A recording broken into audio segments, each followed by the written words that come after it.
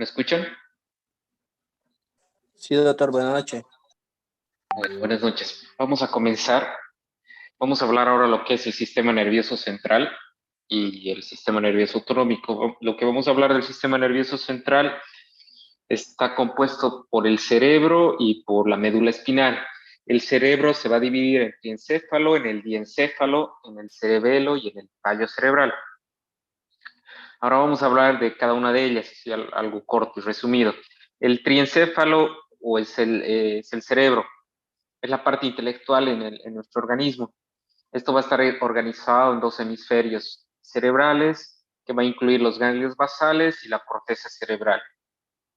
Estos ganglios basales están compuestos por el núcleo caudado, el putamen y el globo pálido. Y estos juntos con el tálamo y la corteza cerebral van a coordinar la función motora. Ahora, la corteza cerebral es la parte principal para el pensamiento independiente, el lenguaje, la conciencia, memoria y el aprendizaje.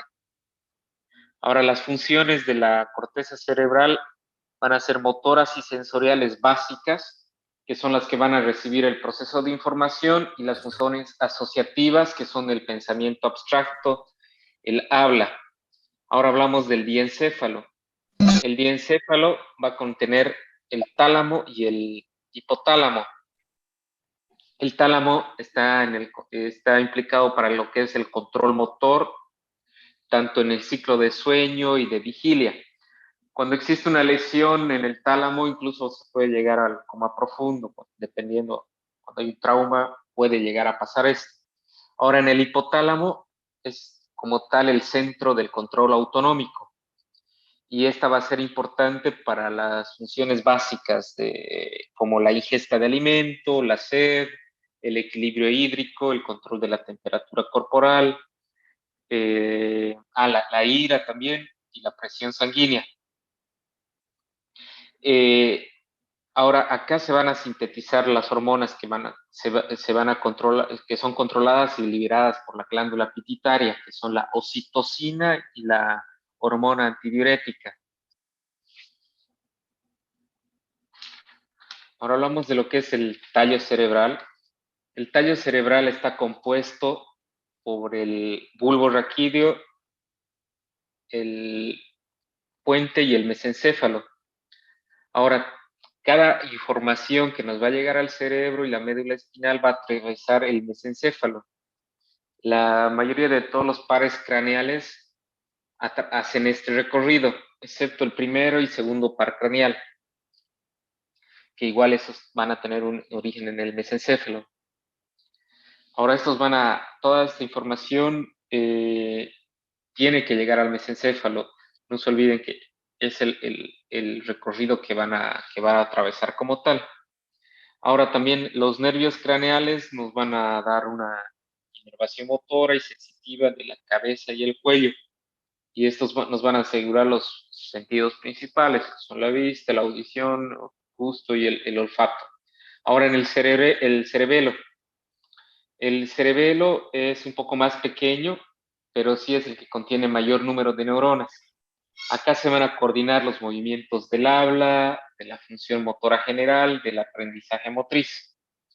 Ahora vamos a hablar de lo que es la médula espinal.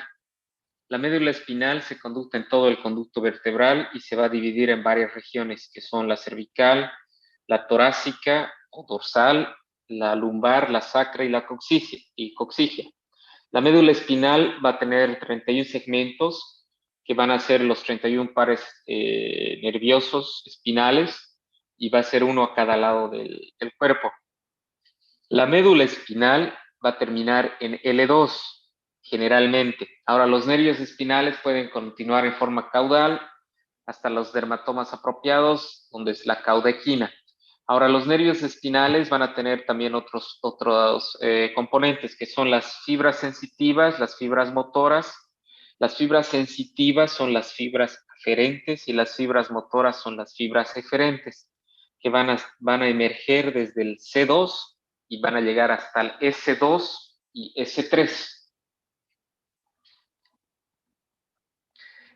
La siguiente diapositiva, por favor. Igual, bueno, en este gráfico es lo mismo lo que hablamos, que todo el estímulo va a llegar por el cerebelo y va a llegar hasta el cerebro. Y tiene que cruzar todo el tallo cerebral. La siguiente diapositiva, por favor. Esto es lo mismo, la estructura. Ahora vamos al líquido cefalorraquídeo. La siguiente diapositiva. El líquido cefalorraquídeo es un líquido transparente, va a ser un líquido estéril que se va a producir en los plexos coroideos y que van a rodear todo el sistema nervioso central, y estos van a circular por el espacio subaranoideo. Ahora, la producción de líquido cefalorraquídeo va a ser, la producción va a ser de 0.35 ml por minuto o 500 ml por día. En el adulto normal, en un adulto sano, el líquido cefalorraquídeo va a ser de 150 ml y se van a renovar cada 3 o 4 horas. La presión del líquido cefalorraquídeo va a ser de 70 a 180 milímetros y las proteínas van a ser de 15 a 60 miligramos por 100 ml.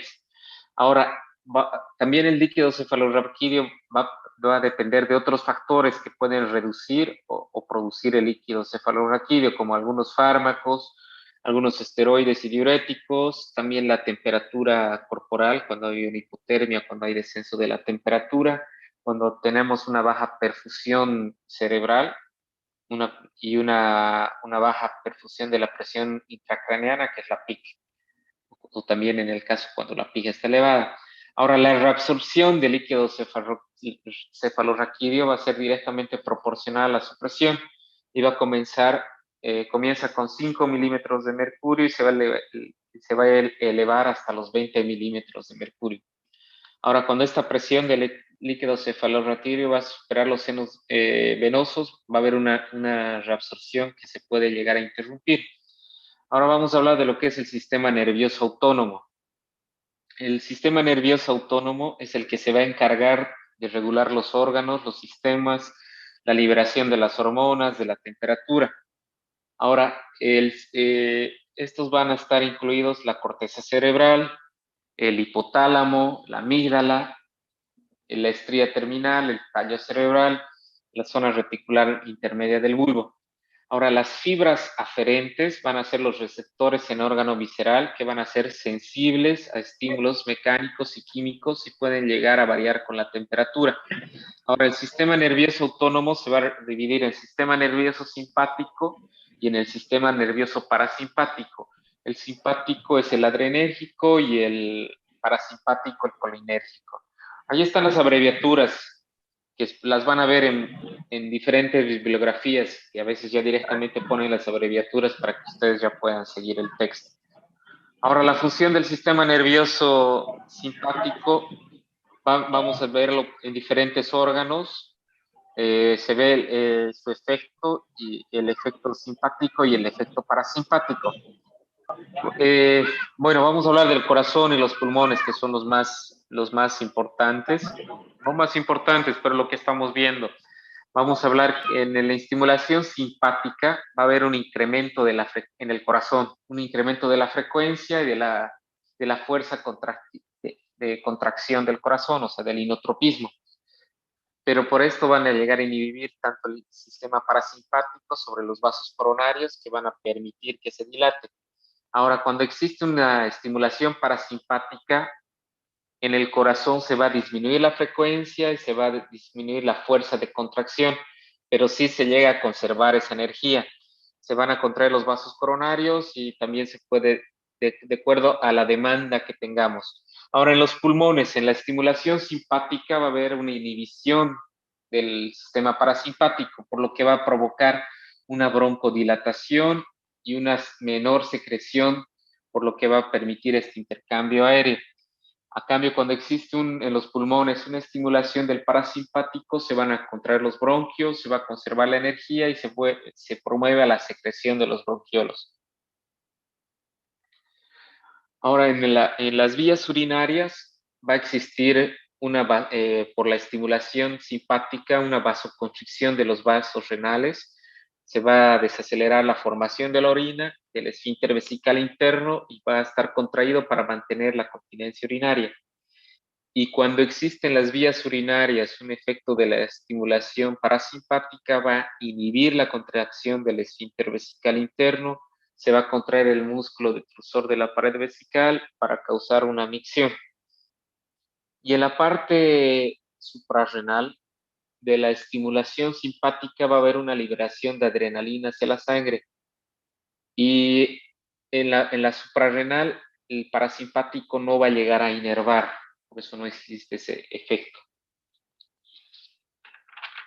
Igual en la siguiente diapositiva, que es el gráfico, está un poco, bueno, si lo pueden ver a detalle y luego lo repasan, todo lo que les hablé y lo que está plasmado en el gráfico anterior está en este gráfico. Igual les puede ayudar, si pueden memorizar, puede ser un poco más fácil. Ahora vamos a hablar de lo que es el sistema nervioso simpático adrenérgico. La siguiente diapositiva. Ahí vamos a hablar de que en el sistema nervioso simpático adrenérgico se van a conectar los ganglios paravertebrales con las cadenas simpáticas, tanto derecha como la izquierda. Estos ganglios paravertebrales se van a localizar en los plexos y van a llegar a rodear toda la aorta abdominal. Acá vamos a tener fibras simpáticas presinápticas y postsinápticas. Las presinápticas son las fibras que van a inervar el nervio esplásmico abdominal pélvico, van a pasar por el tronco simpático y hacen una sinapsis con los ganglios vertebrales. Ahora, las fibras simpáticas postsinápticas van a llegar a inducir las actividades vasculares pilosas y sudoríparas. Todos estos neurotransmisores, tanto de la noradrenalina y la adrenalina, se van a liberar en toda la circulación, desde las médulas suprarrenales, como las denominan como si fueran hormonas. Ahora, estos cuerpos celulares de los sistemas nerviosos simpáticos van a estar en las columnas intermedio laterales, que van a ir de T1 a L3 de la médula espinal y se van a organizar de manera somatotópica, se van a seguir un mismo orden. Ahora vamos a hablar de lo que es el sistema nervioso parasimpático en la siguiente diapositiva, que es el colinérgico. No se olviden, el simpático es adrenérgico, el parasimpático colinérgico. Acá vamos a ver el eflujo del parasimpático craneal y el eflujo del simpático sacro. El flujo del parasimpático craneal va a iniciar en el tallo cerebral y va a salir hacia el sistema nervioso central por los nervios craneales del tercero, del séptimo, noveno y décimo par craneal. Y el flujo simpático sacro se va a iniciar en la porción sacra de S2 a S4 y va a salir por las raíces anteriores de los nervios espinales, tanto sacros como los nervios esplánicos pélvicos. Ahora, este nombre de cráneo sacro se va a asignar al sistema nervioso parasimpático, ya que los cuerpos celulares, tanto presinápticos, se van a localizar en los sitios del sistema nervioso central. Esta inervación se va a dirigir desde la cabeza, desde porciones craneales, a la porción sacra del sistema nervioso parasimpático y a los órganos pélvicos. Este sistema nervioso parasimpático es más limitado que el simpático y va a tener las fibras presinápticas más largas y las postsinápticas un poco más cortas. Ahora, el eflujo de la porción craneal desde el sistema nervioso parasimpático por el décimo par craneal va a controlar todos los órganos torácicos y abdominales y en la mayor parte del tracto gastrointestinal, tanto desde el esófago hasta la flexura del cólica izquierda. Y el resto del colon hasta el sacro va a estar inervado por el flujo simpático sacro. Ahora vamos a hablar de que la transmisión del sistema nervioso autónomo. Acá vamos a hablar que la conducción de nerviosa se va a iniciar en un potencial de acción. Este potencial de acción va a depender de la velocidad de la conducción, que va a depender de la cantidad de la sinapsis, del diámetro de la fibra nerviosa, del aislamiento neuronal y de la conducción saltatoria. Esto sí les voy a preguntar, la velocidad ¿Por qué va a depender el tracto del sistema nervioso autónomo? Ahora, esta transmisión preganglionar del sistema nervioso simpático y del parasimpático va a implicar una secreción que es de la acetilcolina. Ahora, el sitio de efecto del sistema nervioso simpático va a liberar la noradrenalina y el parasimpático va a liberar la acetilcolina. No se olviden, eso es algo importante, igual quiero que se lo memoricen y les va a servir igual en el futuro. Sistema nervioso simpático libera la noradrenalina y el parasimpático la acetilcolina. Ahora, el sistema nervioso autónomo eh, puede dividirse con base a la transmisión, que va a ser específica y va a liberar una sinapsis. La siguiente diapositiva, en este gráfico que pueden observar, acá se ve el intercambio del estímulo de los axones. En el gráfico de arriba van a ver que el axón lento va a ir desde una neurona del dolor, va a ser por un estímulo lento, el diámetro es muy pequeño, es un nanómetro, que es más lento. Y ahora el rápido va a ir a una velocidad de 30 milímetros de segundo. Por ejemplo, y su diámetro es un poquito más grande, es de 3 microgramos de diámetro. Por eso es que el estímulo llega más rápido y podemos percibir más rápido el intercambio. Acá va a haber una apertura de los canales de sodio por los que van a ingresar la mielina y va a llegar a esta estimulación. Tengan en cuenta que por la estimulación vamos a abrir estos canales de sodio, luego pasa la corriente y luego se vuelven a abrir los canales de sodio para que pueda haber esta transferencia del estímulo. Siguiente diapositiva. Ahora vamos a hablar de lo que es la clasificación y la velocidad de la conducción de las fibras nerviosas. Esto es importante, que sí les voy a preguntar de la descripción de las fibras nerviosas. Vamos a hablar de las somáticas mielinizadas. Las somáticas mielinizadas A se van a dividir en alfa, beta, gamma, delta y epsilon. Están los diámetros, eso no, pero está bueno que vayan repasando y sabiendo. Los diámetros del alfa y de la beta y de la gamma son de 20 micrómetros y de la delta de 3 a 4 y el epsilon de 2. Ahora, la velocidad va a ser más rápido tanto en la conducción del alfa y de la beta, que son de 120. La gamma, la delta de 50 a 40 y el epsilon va a ser de 5. Ahora, en las viscerales mielinizadas de las preganglionares, que es el grupo B, el diámetro va a ser menor a 3 y la velocidad va a ser de 3 a 15. Y en las somáticas desmielinizadas C, van a ser más pequeñas, menor a 2, y son las fibras del dolor que van a ir de 0,5 a 2, que son un poco más lentas. Ahora vamos a ver de la transmisión del sistema nervioso parasimpático, la siguiente diapositiva. Aquí vamos a hablar de lo que es la acetilcolina. La acetilcolina no puede reciclarse, ahora se va a catalizar en acetilcolina, se cataliza por la enzima acetilcolina transferasa, y esa acetilcolina va a dar, se va a dar a la colina y la acetilcoenzima A. Esta liberación de la acetilcolina va a depender de la liberación del calcio desde el espacio intersticial. Esta acetilcolina debe retirarse con rapidez tanto de la hendidura sináptica mediante la hidrólisis. Esto es por la acetilcolinesterasa y de la pseudocolinesterasa. Esto vamos a hablar un poco más a detalle cuando hablemos de farmacología, cuando hablemos específicamente de los relajantes musculares despolarizantes, cuando hablamos de la succinilcolina. Acá vamos a ver este efecto. Por eso es importante que traten de recordar esta parte para que puedan entender esa parte de farmacología que vamos a hablar de unos 2 o 3 temas. Ahora, esta transmisión del sistema nervioso parasimpático requiere una producción constante de la terminal presináptica rápida, y esta recuperación va a ser esencial para que haya una regulación adecuada de la función del órgano efecto. Todas estas enzimas las van a hidrolizar en acetilcolinesterasa. Acá, como les dije, también tiene efecto también en los anestésicos locales, tanto del tipo ester y también no se olviden de la succinilcolina. Ahora vamos a hablar de la transmisión del sistema nervioso simpático. La siguiente diapositiva. Ahora, los principales mediadores son la noradrenalina y la adrenalina.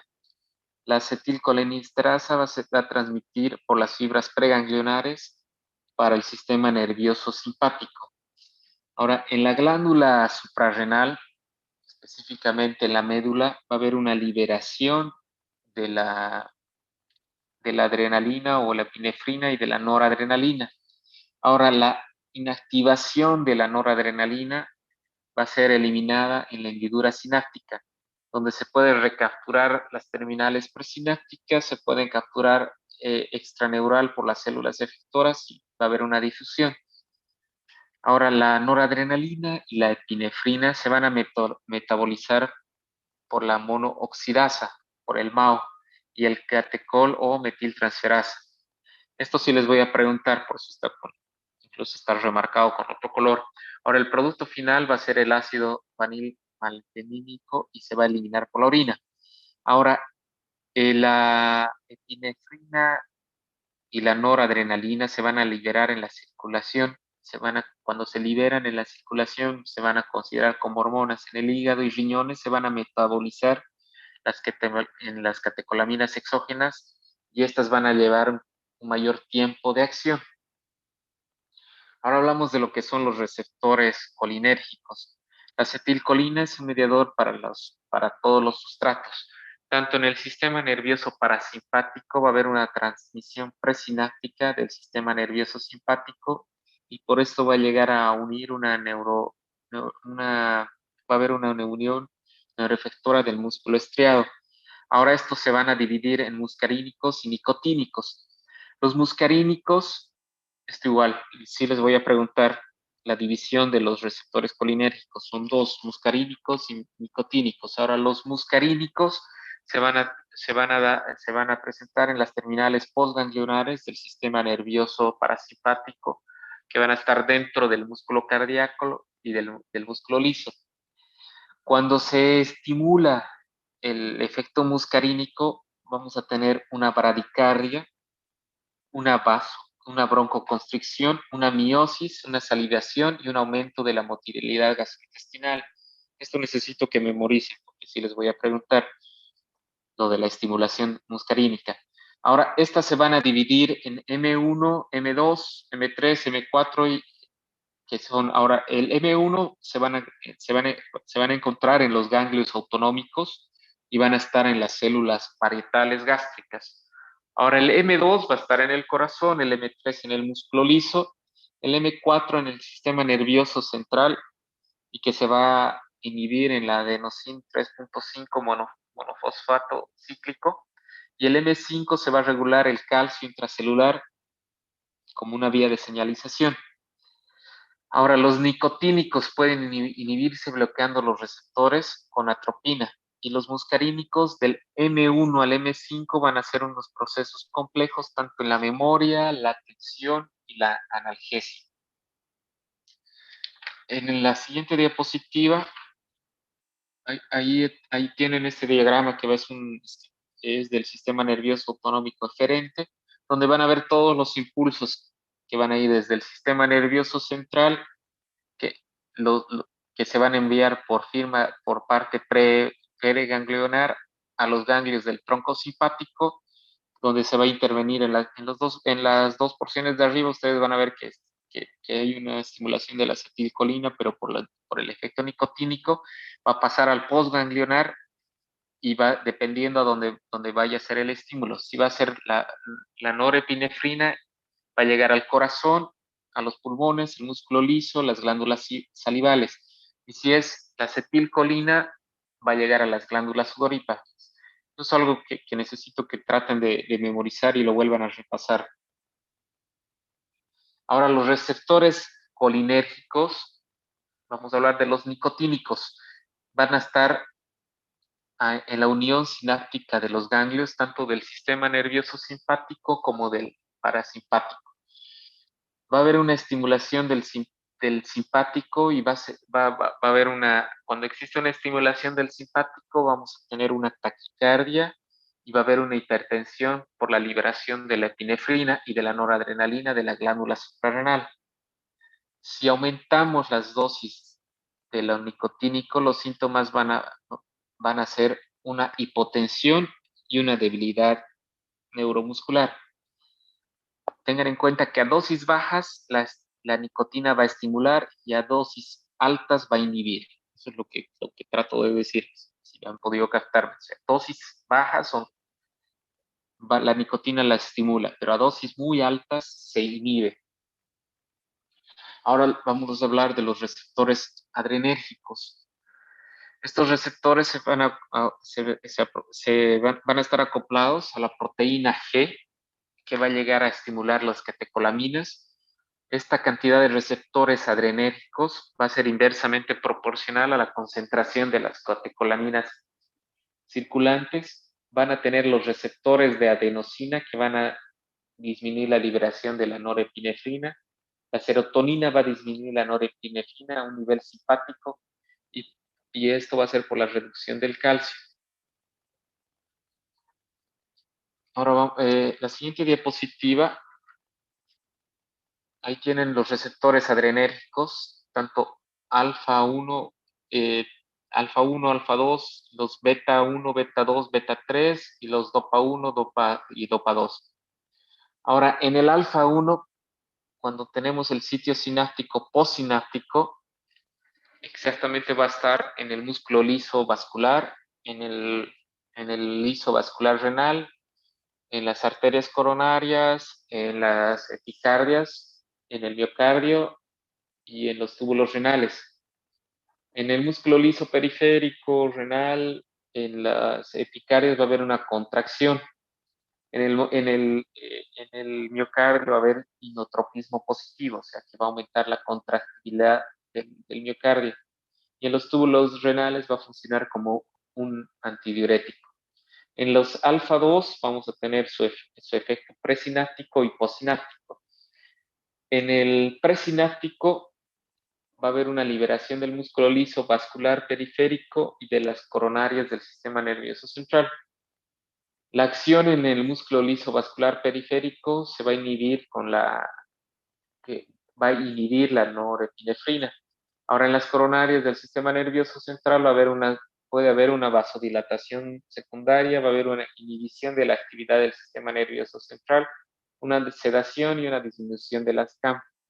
Ahora, en el postsináptico, en las coronarias, en el endocardio y en el sistema nervioso central, va a haber una constricción, va a haber una liberación de la insulina, va a haber una motilidad intestinal reducida y una inhibición de la hormona antidiurética y también va a intervenir en la analgesia.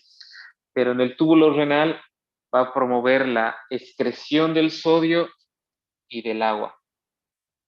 En el beta 1, el sitio sináptico, cuando es postsináptico, va a ser sensible a la norepinefrina. En la siguiente diapositiva.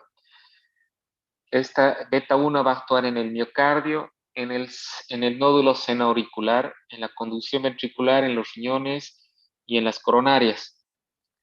Cuando actúa en el miocardio, va a haber un inotropismo y un cronotropismo positivo. Esto necesito que lo capten porque hay varios fármacos que van a actuar en esta fase. Entonces, cuando ustedes sepan que son beta 1 adrenérgicos o van a tener una estimulación beta 2 para que ustedes puedan captar cuando estén hablando de algún fármaco, ustedes ya sepan qué efecto están hablando de ese fármaco. Ahora, cuando estamos, bueno, en el beta 1, su acción es inotrópico y cronotrópico positivo. Va a haber una liberación de la renina y en la conducción ventricular va a haber una relajación. Ahora, cuando son beta 2, igual tenemos el presináptico y el postsináptico. El presináptico va a ser sensible a la norepinefrina. Esta va a actuar en el miocardio, en los vasos de conducción del ventrículo del nódulo senoauricular. En el miocardio, igual, va a acelerar la liberación de la norepinefrina. Y en los vasos de conducción del sistema del nódulo sinusal va a ser una acción opuesta a los agonistas alfa 2 del presináptico, va a haber una constricción. Ahora, en los postsinápticos, que son los extrasinápticos, que son los sensibles a la epinefrina, en el miocardio, van a actuar en el miocardio, en el músculo liso vascular y en el músculo liso bronquial. En el miocardio va a haber un inotropismo y un cronotropismo positivo. En el músculo liso vascular existe la relajación y en el músculo liso bronquial también va a existir una relajación.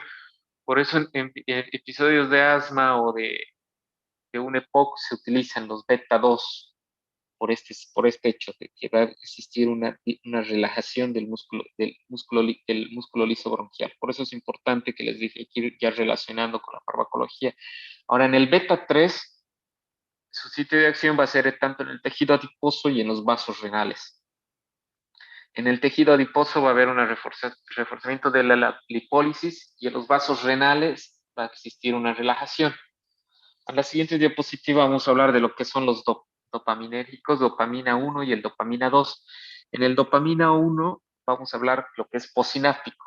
Estos van a actuar en los vasos sanguíneos renales, mesentéricos coronales y en los túbulos renales.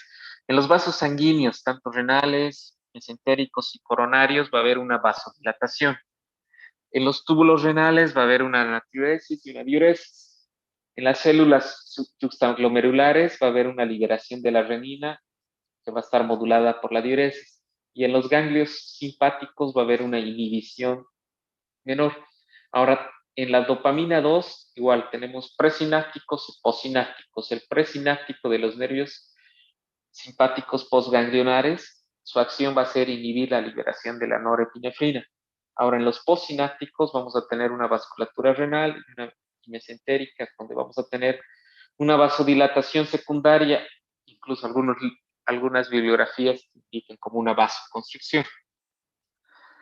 Y la última, que son los síndromes, los reflejos del sistema nervioso autónomo. El síndrome de Horner, que es una ptosis, una miosis y una anhidrosis. Esto se debe a los bloqueos simpáticos por un bloqueo de interés. Esto se puede llegar a producir cuando estamos haciendo un bloqueo regional y cuando hacemos un bloqueo de interés canlénico. Puede ser un efecto adverso que podemos llegar a producir este síndrome de Horner. Ahora también vamos a ser pacientes con disautonomía, no tendrán un aumento en la frecuencia cardíaca y también en la hipotensión ortostática va a ser un indicador para el aumento de la morbilidad y la mortalidad perioperatoria y por esto es considerado un factor de riesgo. Ahora, cuando se van a alterar estas rutas autonómicas, puede ser por diversas condiciones patológicas, se puede esperar la pérdida de una de las funciones normales. En el caso del síndrome de Horner, no se olviden que es la caída del párpado, la incapacidad para aumentar el diámetro pupilar y para sudar. Eso es y se puede producir también, como está escrito en esa diapositiva, por un bloqueo simpático, cuando se realiza un bloqueo interescalénico, por la proximidad. Ahora chicos, con eso hemos terminado. Igual les traté de resumir. Denle una repasada, pero las cosas que sí les dije que voy a preguntar van a entrar en el examen. Ahora la siguiente clase, que sería fisiología renal, que eso más va a entrar en el examen, vamos a coordinar para pasar el miércoles o el jueves de la siguiente semana. Vayan viendo con sus roles de exámenes y que no choque también con otra materia. Bueno chicos, buenas noches, vayan repasando. Igual su compañera ya les va a pasar las diapositivas y igual la bibliografía que ya la tienen pueden ir repasando. ¿Alguna pregunta chicos?